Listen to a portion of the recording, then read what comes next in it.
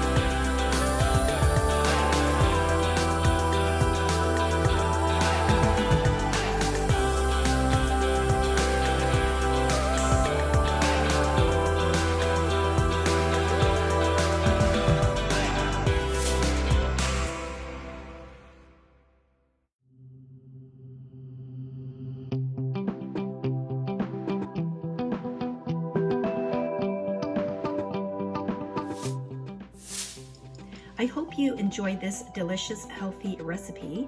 Please like, share, comment, and subscribe. I hope to continue to make more videos to share with you everything I grow in my garden and that we use in our kitchen.